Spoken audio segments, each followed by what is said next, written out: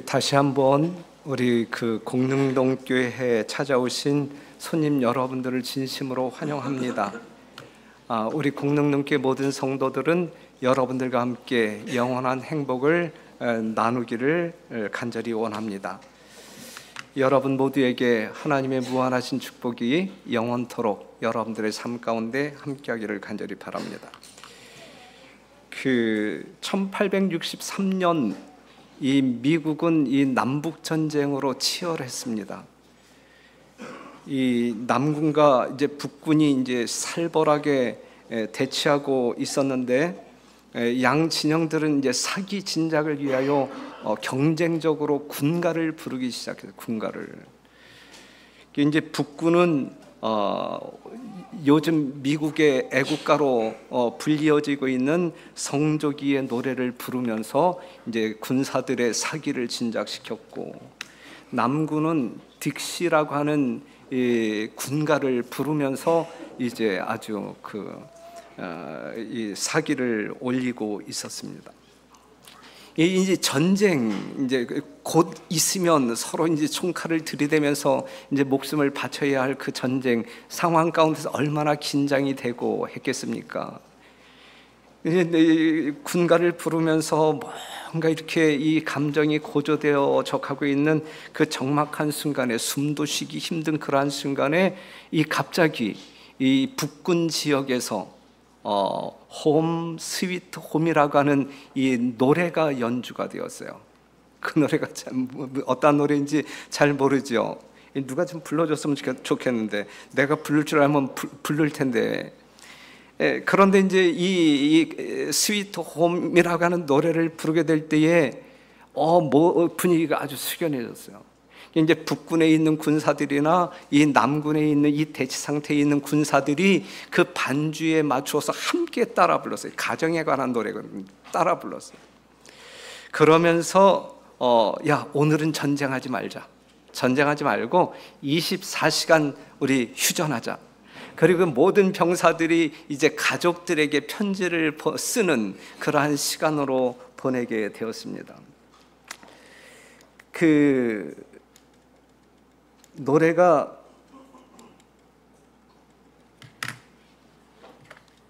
가사가 이제 어떠한 가사냐면, 즐거운 곳에서는 날 오라 하여도, 부를 줄 알죠? 이 노래가 어떤 노래인지 알죠? 여러분들 한번 불러보실래요? 네, 시작. 됐어요. 이제 됐어. 이 정도면 충분해. 이제 이 정도면 충분해. 다 아신단 말이에요. 얼마나 감동적인 노래예요. 그렇죠? 내 쉴 곳은 작은 집 내 집뿐이리. 자, 이 노래는 전 세계적으로 모든 사람들에게 우리들의 삶에 있어서 가장 소중한 것이 있다고 하게 되면 이 가정이라고 하는 사실에 대하여 아주 역력하게 분명하게 증거하고 있는 사건 중에 하나였단 말입니다. 오늘 설교 제목이 댁내 두루 안녕하십니까? 오늘 오신 성도 여러분, 여러분들의 가정은 평안하시고 행복하십니까?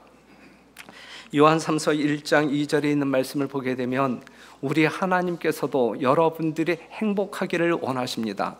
사랑하는 자여, 내 영혼이 잘됨 같이 내가 범사에 잘되고 강건하기를 내가 간구하노라. 여러분들을 향한 하나님의 뜻이란 말씀입니다. 그런데 요즘 우리가 뉴스를 통하여 우리들의 가정 형편을 보게 되면 그렇게 행복한 것 같지는 않아요. 그렇죠? 여러분들은 행복하시지만 많은 경우의 사람들에게 있어서 그렇게 행복한 것 같지 않습니다.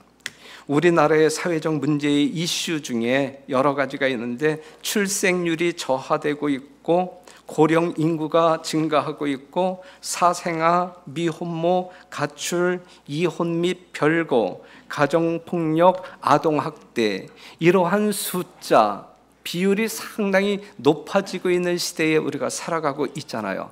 이러한 것 하나만 본다 할지라도 우리의 가정이 모두 행복하지는 않은 것 같습니다. 통계청이 발표한 2021년도 사망 원인 통계를 보게 되면 OECD 국가 중에서 우리가 1등이에요. 1등.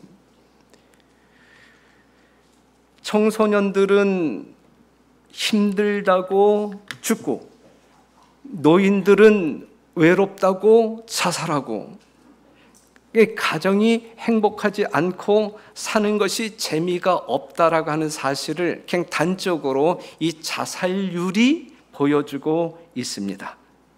오늘 이 시대의 가정은 가정 위기에서 가정 파괴로 급변하고 있음을 우리는 시사를 통하여 확인할 수 있어요. 남편이 아내를, 아내가 남편을, 부모가 자식을 죽이고 자식이 부모를 죽이고 폐륜이 확장되고 있습니다. 여러분들의 가정은 어떠합니까? 먼저 여러분들의 부부 관계는 어떠합니까? 행복하십니까? 오늘 이 시대에 우리가 참 보기 힘들었던, 과거에는 상상도 못했던 일들 중에 하나가 뭐냐면 이 싱글 가족, 그 행정안전부가 23일 날 이제 여러한 발표를 했는데, 통계 연보에 따르면 지난해 말 기준으로 주민등록돼 있는 가구 중에서 1인 가구가 40%를 넘었어요. 40%를 넘었어요. 2008년 이후 처음이라고 하는데, 자, 1인 가구 비율이 40%를 넘었고 2인 가구가 23.9%이고 4인 가구는 18.7%이고 3인 가구는 17% 순으로 이제 지금 이 대한민국 이 가정 문화가 바뀌고 있습니다. 이 상황 가운데서 우리가 생각해 보아야 할 것은 왜 홀로 사는 가정이 많아지고 있는가 이거죠. 왜 홀로 사는 가정이 많아지고 있는가? 그 이유는 미혼과 이혼이 급격히 증가하고 있다고 하는 사실을 여실히 증명하고 있습니다. 가치관이 변하고 또한 삶의 질이 달라지고 개인주의가 팽배하고 이기주의가 만연하기 때문에 홀로 사는 가구가 늘어나고 있습니다. 그렇기 때문에 시장에 가게 되면 1인용 전자제품이라든지 가구라든지 모든 물품들이 이제 1인용 중심으로 막 개발되어지고 판매되고 있잖아요. 이것이 정상일까? 이것이 하나님께서 이 인류를 창조한 창조의 질서, 이 성경을 들여다보게 될 때에 지금 급변하고 있는 이 인류 문화가, 특별히 이 가정 문화가 정상적일까 아니면 지극히 비정상적일까? 만약에 지극히 비정상적이라고 하게 되면 그것은 우리에게 어떠한 메시지를 주고 있는 것일까? 이것이 오늘 여러분들이 이제 이 설교를 들으면서 생각해 보아야 할 포인트입니다. 자, 지극히 비정상이에요. 성경을 살펴볼 때 이건 지극히 비정상이에요. 창세기 2장 18절에 있는 말씀을 보게 되면 여호와 하나님이 가라사대 사람이 독처하는 것이 좋지 못하니, 하나님께서 사람들을 창조하실 때 홀로 살도록, 남자 너희들끼리 혼자 살아, 여자 너희들도 혼자 살아, 그냥 혼자 사는 게 장땡이야, 이렇게 창조하지 아니하셨단 말이에요. 홀로 사는 것을 하나님은 원치 않아요. 사람들이 외롭게 사는 것, 그냥 이기적인 마음 가운데 아니 나 혼자 살래, 이렇게 사는 사람들의 모습을 보면서 우리 하나님은 결코 기뻐하지 않는다는 말씀이죠. 혼자 살지 말라고 이야기해요. 누가? 우리 하나님이. 주님 안에서 짝을 찾아 결혼하라고 이야기하십니다.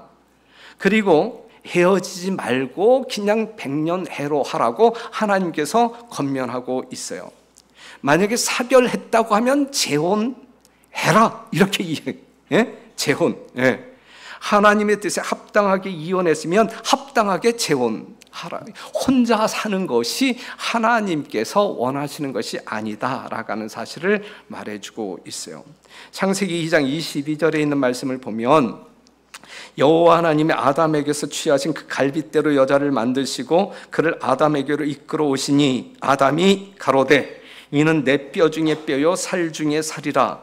이것을 남자에게 취하였은즉 여자라 칭하리라. 이러므로 남자가 부모를 떠나 그 아내와 연합하여 둘이 한 몸을 이룰지로다. 아담과 그 아내 두 사람이 벌거벗었으나 부끄러워 아니하니라 그랬거든요. 이 말씀을 보게 되면 혼자 살지 말고 둘이 살아야 되는데, 가정을 꾸려가면서 살아야 되는데 어떻게 살란 이야기예요? 행복하게 살란 이야기. 기왕에 살고 지금 행복하게 살아라. 너는 너 나는 나가 아니라 너는 나다. 아담이 하와를 보고 이야기할 때 너는 너 나는 나라고 이야기했나요? 너는 나구나. 내 뼈 중에 뼈요 살 중에 살이군. 이렇게 이야기했잖아요. 그렇죠?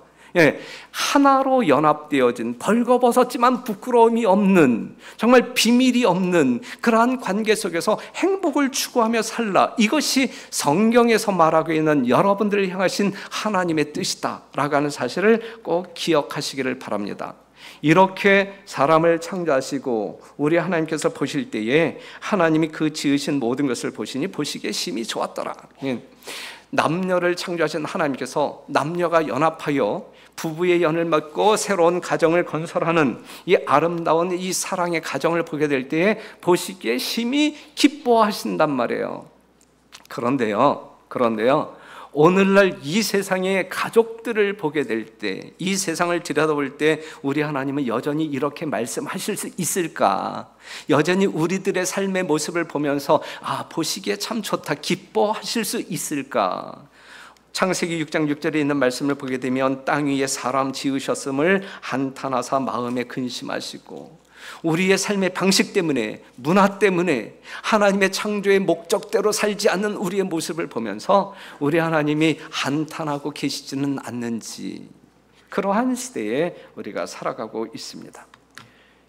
딩크족이라고 하는 게, 딩크족이 여러분들이 아는 말씀인데, 더블 인컴 노 키즈, 그러니까는 우리 맞벌이 하면서 우리끼리 아이 낳지 말고 그냥 우리끼리만 잘 살자. 이게 이제 딩크족들이라. 이게 딩크. 고용 불안과 보육비에 대한 부담 때문에 오늘날 이 젊은 사람들이 아이를 낳지 않아요. 그래서 출산율이 막 이렇게 저하되고 있어요. 인생을 즐기자는 아주 이기적인 그러한 어떤 그 생각, 이 가치관의 변화로 말미암아 지금 이러한 사태가 일어나고 있고, 이것은 인구 감소와 노령 인구 증가의 문제를 야기시킴으로 이 사회 문제로 등장하고 있는 것입니다. 이것도 정상일까요? 이것도 정상이 아니다. 이것도 정상이 아니란 말이에요. 사람 사는 세계에서 이것은 정상이 아니란 말이에요. 하나님께서는 이렇게 살도록 창조하시지 않았단 말이에요. 창세기 1장 27절에 있는 말씀을 보게 되면 그 사람을 창조하시고 남자와 여자를 창조하시고, 28절 하나님이 그들에게 복을 주시며 그들에게 이르시되 생육하고 번성하라 그러세요. 사람이 결혼하면 아이를 낳아야 돼. 생육하고 번성해야 돼. 하나만 낳을 것이 아니라 둘도 낳고 셋도 낳아야 돼. 이게 창조의 목적에 합당한, 하나님께서 인간을 창조하신 목적에 합당한 삶의 모습이거든요. 그래서 우리 아버지 어머니는 정말 하나님의 목적대로 참 이렇게 생육하고 번성하는 삶을 사셨어요. 그래서 우리 형제가 9남매 잘 사셨잖아요. 그렇죠? 하나님의 목적대로, 평소에 하나님을 믿지 아니하신 분들로 살았지만 하나님의 목적대로 생애하셨다라고 하는 사실. 그래서 싱글족이 늘어나서도 안 되고 딩크족이 늘어나서도 안 됩니다. 왜냐하면 이건 정상이 아니기 때문에. 이건 정상이 아닙니다. 정상이 아닙니다. 하나님께서 아담과 하와를 완전한 정신과 고상한 능력을 갖춘 사람으로 창조하셨다. 그들은 하나님께서 생각하시는 것처럼 생각했으며 또한 그분의 길을 따랐다 그랬거든요. 이것은 아담과 하와가, 다시 말해서 이 지구상에 죄가 들어오기 전, 이 지구상에 죄가 들어오기 전, 아담과 하와가 범죄하기 전에는 하나님의 창조하신 목적대로 살았어요. 하나님이 생각하시는 바와 일치한 생애를 살았단 말이에요.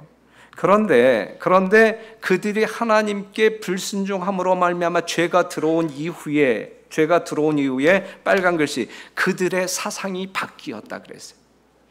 하나님의 목적대로 인생을 살아나가는 것이 아니라 이 사상이 바뀜으로 말미암아 하나님의 목적과 상관없는 자기네들 그 이기심, 정말 이기적인 인간의 모습으로 살아가게 되었다라는 사실이죠.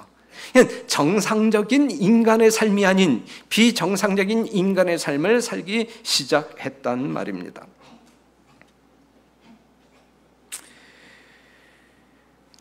그 독일 속담에 결혼은 쉽고 가정은 어렵다라고 하는 말이 있어요. 결혼은 쉽고 가정이 어렵다. 그녀는 이렇게 가족들 이 가정을 이루면서 생활하게 될 때에 다투지 않고 그냥 처음부터 끝까지 행복한 삶을 살 수는 없다. 이제 이것이잖아요, 이 말씀이. 이제 그 부부 싸움하는 사람들에게 우리 하나님께서는 어떠한 권면을 주고 있냐면 싸우지 마, 싸우지 말고 행복하게 살아야 돼. 하나님께서 창조하신 목적은 너희들의 행복이야, 이렇게 말씀하시잖아요. 그래서 야, 싸우지 말고 아내들아 자기 남편에게 복종하기를 죽게 하듯 하라. 이는 남편이 아내의 머리됨이 그리스도께서 교회의 머리됨과 같음이니 그가 친히 몸의 구주시라 그랬어요. 아내들이요, 여자들이요, 남편들을 뭐하라? 남편들에게 복종하라 그랬어요. 복종하라. 이것이 하나님의 뜻이거든요. 하나님의 뜻이거든요. 그 다음에 24절 그러나 교회가 그리스도에게 하듯 아내들도 범사에 그 남편에게 복종할지니라. 그 다음에 남편들아 아내 사랑하기를 그리스도께서 교회를 사랑하시고 위하여 자신을 주심같이 하라 그랬거든요. 쌍방간의 의무가 있어요. 일방적인 의무예요. 여자들은 무조건 남편에게 복종해야 합니까? 김은정 집사님은 유병규 집사님에게 복종하면서 사시나요? 지금까지 그렇게 살아오셨나요? 왜 그렇게 사셔? 그렇게 살지 마. 왜 그렇게 살아? 그러면 유병규 집사님은 우리 김은정 집사님을 목숨 바쳐 사랑하고 계시나요? 안식일이에요. 지금 하나님 앞에 있어요. 마음에 손을 얹고 거짓말하면 큰일 나요. 그러니까는 남편이 목숨 바쳐 아내를 사랑한다고 하면 아내들은 남편에게 복종해도 돼. 그런데 남편이 아내를 그렇게 사랑하지도 않는데 복종만 강요한다고 하게 되면 뻗팅겨. 여하튼 이 하나님의 말씀은 서로 정말 그리스도의 사랑 안에서 화목하게 살라라고 하는 그러한 권면의 말씀입니다. 우리는 그렇게 살아야 돼요. 그렇게 살아야 합니다. 그리스도께서 각 사람의 마음에 계시면 연합을 가져온다 그랬어요. 이 부부간의 연합이라고 하는 것은 이제 이 정말 이 노년에 이루어지는데 정말 이 부부간의 연합은 부부 사이에 누가 있을 때 연합이 가능한 거예요? 예수님이 계실 때, 예수님이 계실 때 그리스도께서 각 사람의 마음에 계시면 유병규 집사님과 김은정 집사님 사이에 거짓됨이 없는 하나됨, 연합이 이루어진다라고 하는 사실이죠. 이것이 성경적인 거예요. 그래서 우리의 마음 가운데 그리스도의 마음, 그리스도의 사랑의 마음으로 채워질 때 우리는 누구와도 하나됨을 이룰 수 있다라고 하는 사실을 기억하시고 여러분들의 가정, 노년에 계실지라도 부부 사이에 아름다운 행복이 충만하게 되시기를 간절히 바랍니다. 자, 오늘날 이 가정 문화가 아주 급변하고 있는데 여러분들의 자녀는 안녕합니까? 여러분들의 자녀는 어떠합니까? 기러기 아빠가 또 죽었다라는 기사를 우리는 심심치 않게 접할 수가 있어요. 기러기 아빠, 기러기 아빠. 기러기 아빠는 전 세계에서 유일하게 대한민국에만 있는 단어예요. 이것이 이 국어 사전에도 신조어로 등장. 이거는 아주 공식적인 단어예요. 기러기 아빠.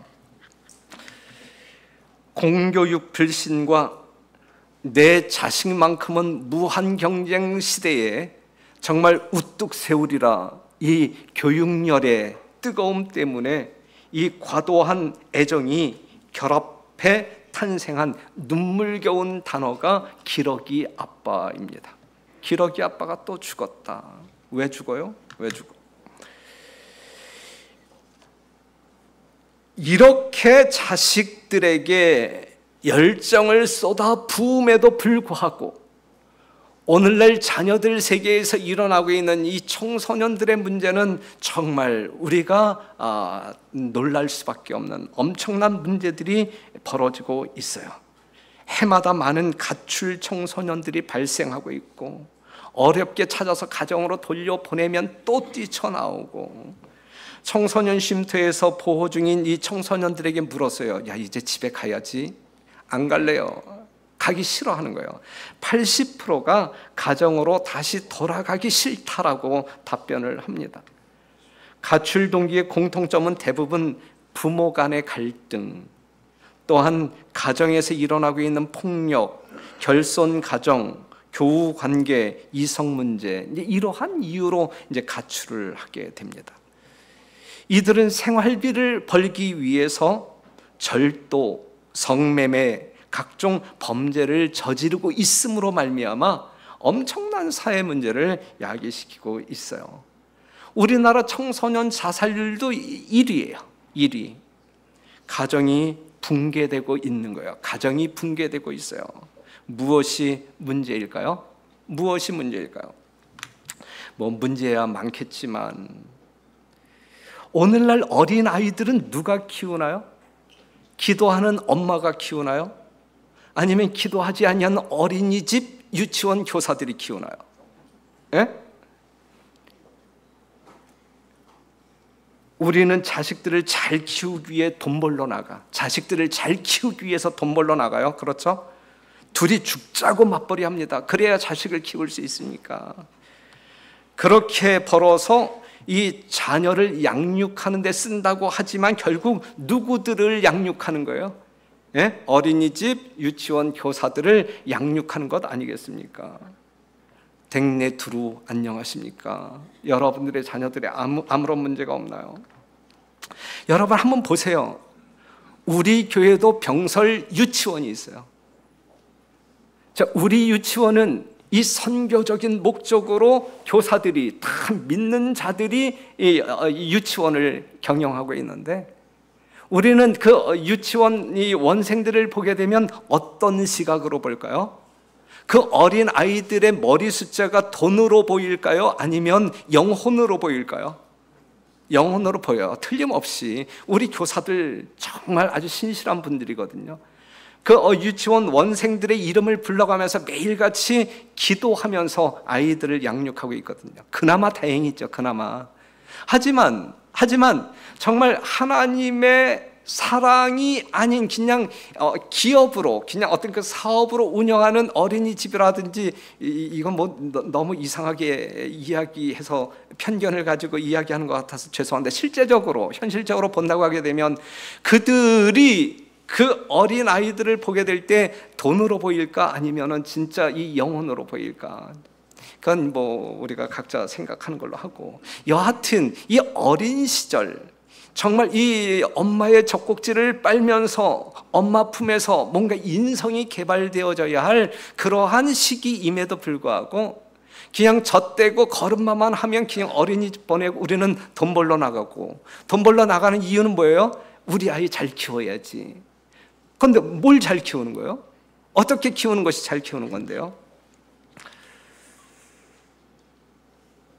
여호와를 경외하는 것이 지식의 근본이오늘 미련한 자는 지혜와 훈계를 멸시하느니라. 신명기 6장 7절, 내 자녀에게 부지런히 가르치며 집에 앉았을 때에든지 길에 행할 때에든지 누웠을 때에든지 일어날 때에든지 이 말씀을 강론할 것이며 그랬어요. 많은 가정에서는 훈련하는 일이 거의 없으며 자녀들은 그들이 하고 싶은 대로 행하도록 허락됩니다.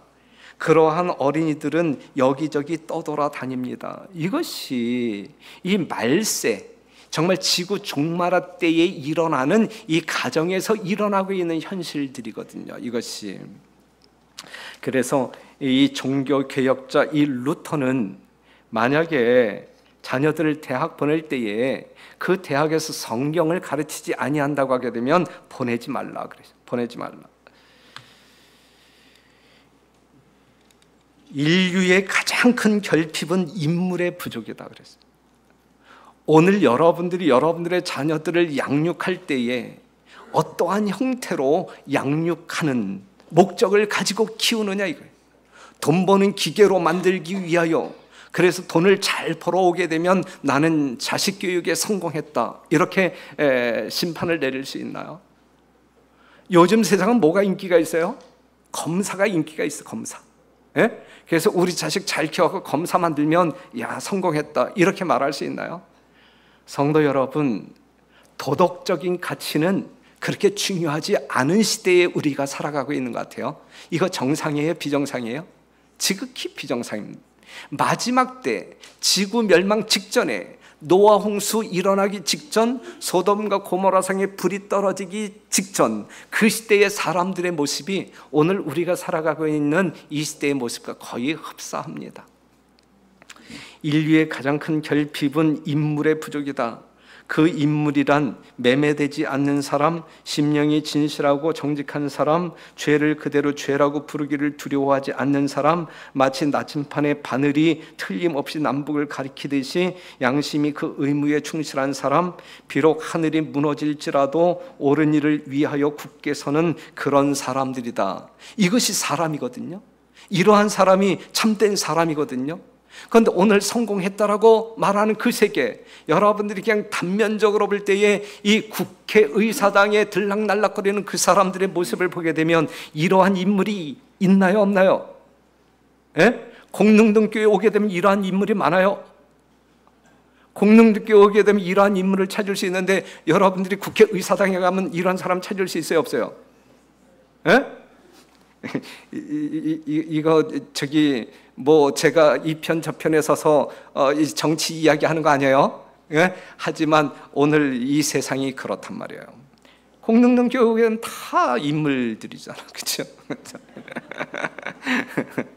어떻게 가르쳐야 되느냐 이거예요. 우리는 우리의 자식들을 어떻게 가르쳐야 되느냐. 그래서 에베소 6장 4절에 있는 말씀을 보게 되면, 또 아비들아 부모들아 너희 자녀를 노엽게 하지 말고 오직 주의 교양과 훈계로 양육하라. 오직 주의 교양과 훈계로, 하나님의 말씀에 근거한 인간의 참 목적, 창조의 목적대로 아이들을 잘 양육하라. 정말 부모된 자로서 보여줌으로 말미암아 이것이 인생이야, 이렇게 사는 게 잘 사는 거야, 이렇게 보여줌으로 자식들을 양육하라 라고 성경은, 하나님은 우리에게 가르치고 있습니다. 자, 요즘 부모들은 어떠합니까? 요즘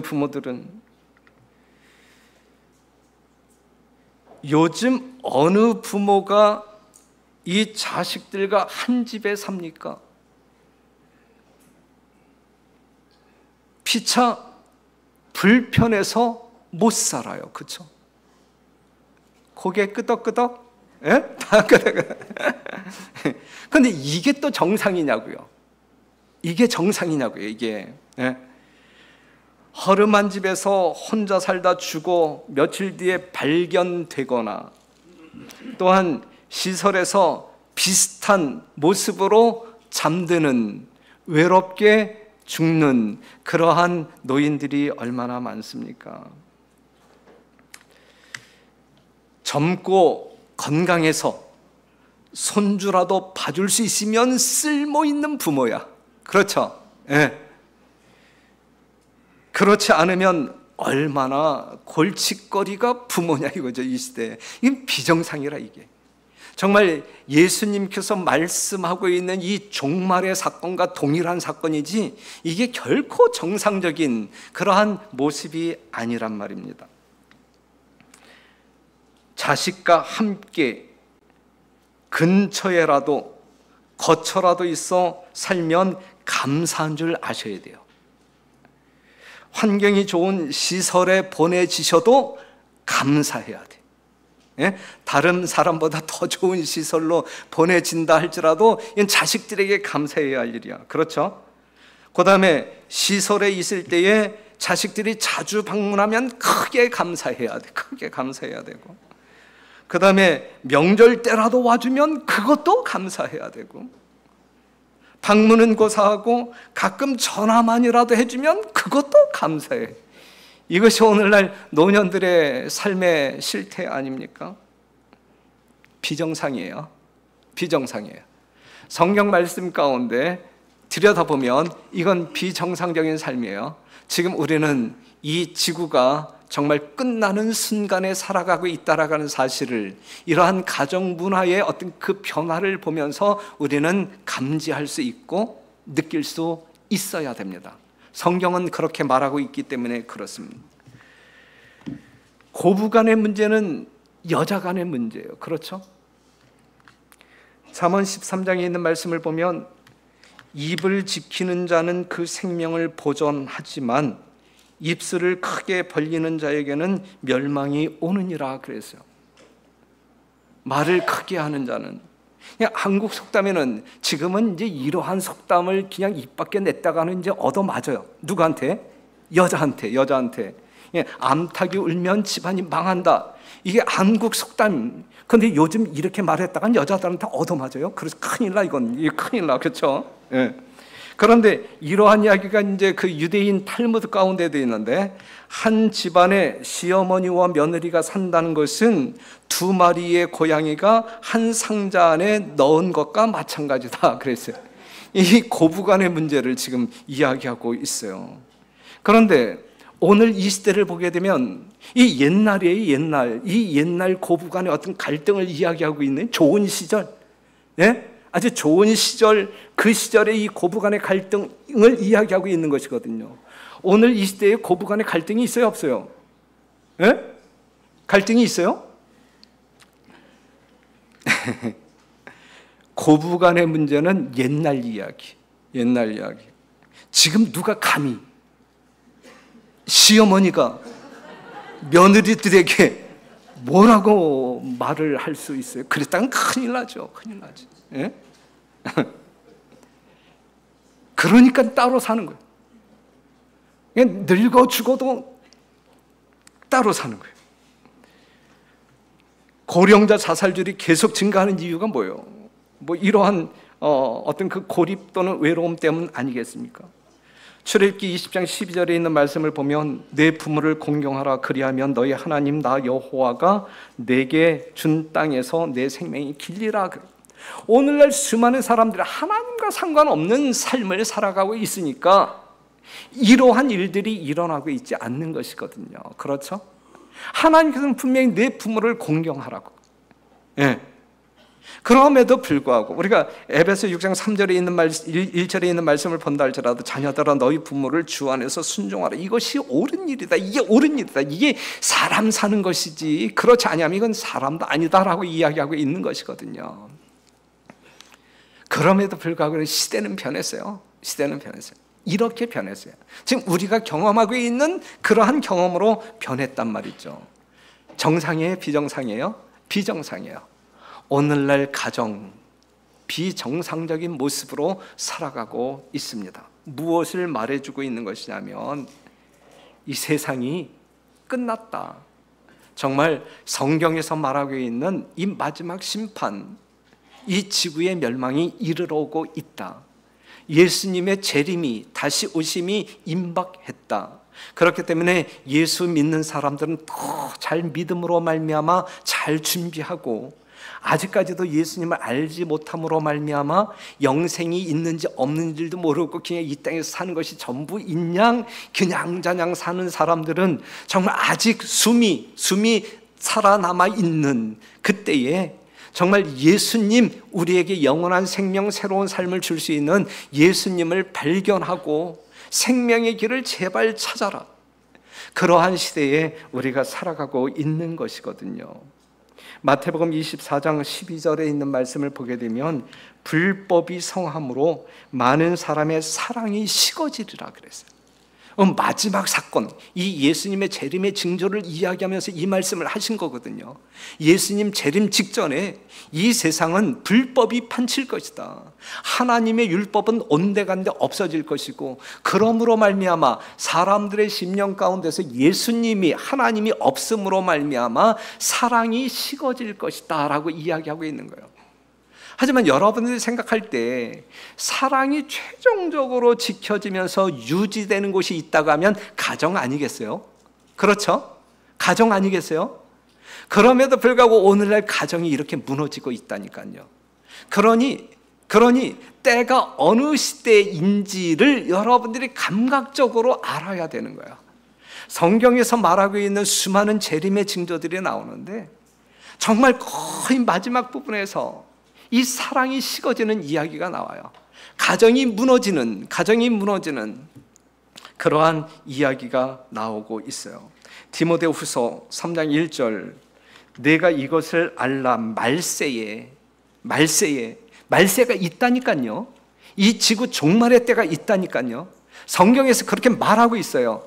이 세상을 창조하신 하나님께서 말세를 이야기하고 있어요. 그 말세에 어떠한 일들이 있을 것이냐면, 고통하는 때가 이르리니 사람들은 자기만을 사랑하며 돈을 사랑하며 자긍하며 교만하며 회방하며 부모를 거역하며 감사치 아니하며 거룩하지 아니하며 무정하며 원통함을 풀지 아니하며 참소하며 절제하지 못하며 사나우며 선한 것을 좋아 아니하며 배반하여 떨며 조급하며 자고하며 쾌락 사랑하기를 하나님 사랑하는 것보다 더하며 경건의 모양은 있으나 경건의 능력은 부인하는 자니 이 같은 자들에게서 내가 돌아서라. 그 가운데 있으면 우리 다 함께 멸망할 수밖에 없다는 이야기예요. 지금 읽은 말씀, 긴 성경절을 읽었지만 이 문자 그대로 이 세상에서 여러분들이 볼 수 있고 경험할 수 있는 그러한 내용들 아닙니까? 뭐란 이야기예요? 지금 우리가 살고 있는 이 시기는 말세란 이야기예요. 정말 이 지구의 끝이 이르러 오게 될 것인데 우리는 어떻게 살자는 이야기예요?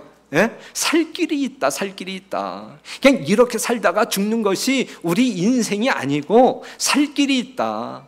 하나님이 있고 예수님이 있다 이거예요. 예수님을 믿으면 누구든지 다 용서를 받고 하나님의 자녀로 생애할 수 있다. 이 세상 가정이 무너지고 있는 이때에 우리는 하나님을 아버지로 모시는 하늘 가족으로 거듭나 영원한 세계에서 영원한 삶을 누리자. 이것이 오늘 말씀의 요지가 되는 거예요. 자, 인간 회복과 형상은 가정에서 시작된다 그랬어요. 가정에서 부모의 과업은 다른 모든 것의 기초가 된다. 사회는 가정들로 구성되고 그 가정들의 행위에 따라 좌우된다. 생명의 근원은 심장이며, 그래, 빨간 글씨 한번 봐봐요. 생명의 근원은 심장. 여러분들이 심장이 뛰고 있잖아요. 뭐 하고 있다는 이야기예요? 살아있다는 이야기예요. 생명의 근원은 심장이며 지역 사회와 교회와 국가의 심장은 가정이다 그래. 가정.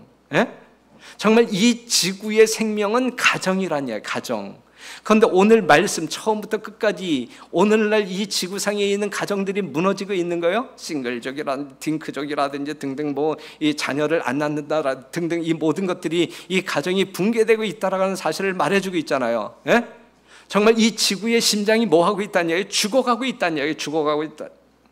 그렇기 때문에 사랑하는 성도 여러분, 이 마지막 시대에 이 가정이 붕괴되는 그러한 모습을 통하여 예수님이 얼만큼 정말 우리 가까이에 다가오고 계시는지 직시하자. 그래서 때의 징조를 분별하는 가운데 우리 인생 실패하지 말고 예수님을 영접함으로 말미암아 영원한 생명을 경험하는 성공적인 인생을 살자. 이것이 오늘 여러분들을 초청한 이유이고, 여러분 모두가 하나님의 은혜와 축복 가운데 영원한 행복을 경험하게 되시기를 간절히 바랍니다. 다음 안식일에 오시면 훨씬 더 찰진 말씀으로 여러분들에게 제가 정말 다음 안식일에도 여러분 다시 뵙게 되기를 간절히 바라면서 말씀을 마치겠습니다.